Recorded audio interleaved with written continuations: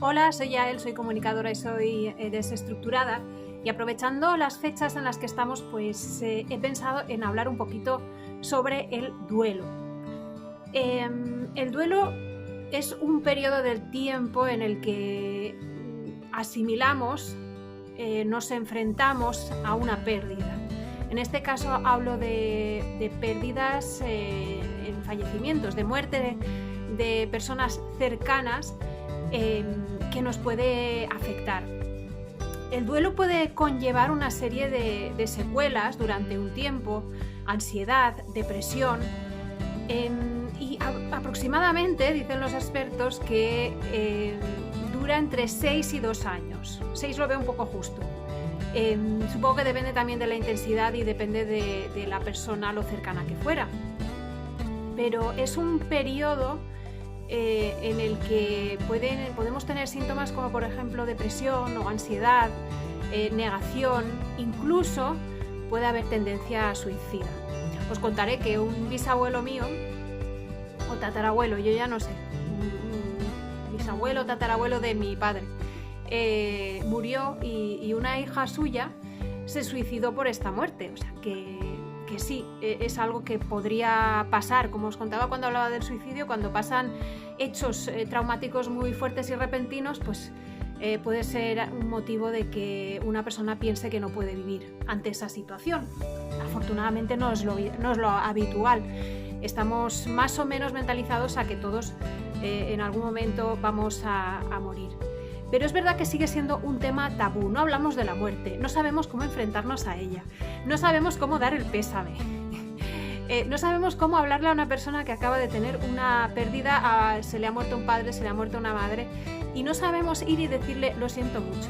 Y esta conversación sí la he tenido a veces con amigos, porque pues por desgracia ya he sufrido la pérdida de tanto de mi padre como de mi madre.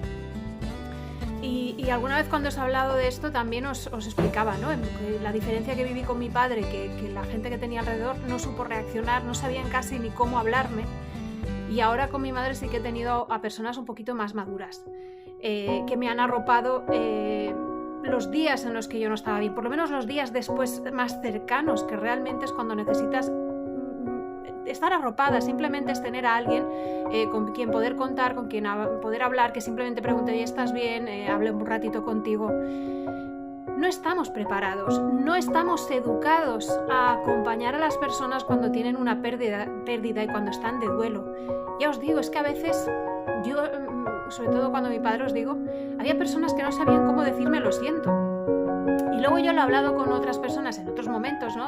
Hablando del tema en general, y me decían, bueno, pero es que, ¿y qué voy a decir? Y es que yo no sé qué decir, porque es que, yo digo, bueno, cuando se casa alguien dices enhorabuena y decimos todos lo mismo, y no nos calentamos la cabeza inventando una fórmula nueva para dar la enhorabuena. Entonces, para dar el pésame tampoco hay que inventar la fórmula de la Coca-Cola, ni hay que inventar una super frase que vaya a consolar, porque no va a ser así. Solo necesitas decir, lo siento mucho, te acompaño si necesitas algo, estoy aquí. Un te acompaño en el sentimiento, por muy tópico que parezca, en esos momentos se agradece.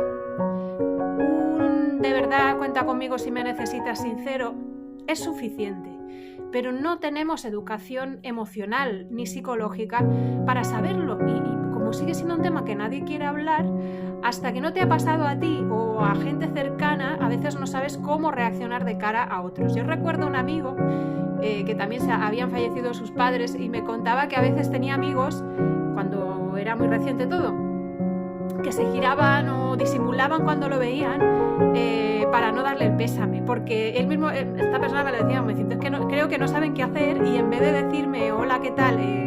¿Cómo estás? Lo siento mucho, tal, una pregunta normal y ya está, dice, se giran la cabeza o se cambian de acera. Solo hay que decir lo siento. Lo siento, de verdad te acompaño en el sentimiento, de verdad un abrazo muy fuerte. Si necesitas algo, si necesitas hablar, y si la persona necesita hablar, no hacerla callar. Que esto os lo repito también en muchos temas, no hacer callar a la gente necesita expresarse. Cuando ya es algo patológico, entonces obviamente, aparte de hablar con amigos, necesita una terapia. Si ya ves que una persona está desvariando, está llorando en exceso y tú ves que ya el comportamiento no es lógico, igual también lo que necesita esa persona es un tratamiento psicológico. Entonces, lo voy a leer porque he estado mirando un poquito para saber qué contaros, aunque yo me pongo a hablar y hablo sola.